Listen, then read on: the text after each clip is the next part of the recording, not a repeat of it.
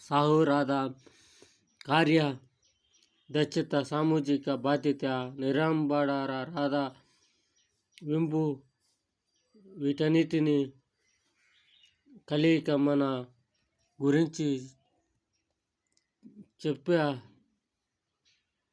చెప్పాలంటే మనం కాదు, మనం చేసే పని అని గర్వంగా నమ్మి ఆమె ప్రచారానికి ఆమడ దూరంలో ఉంటారు.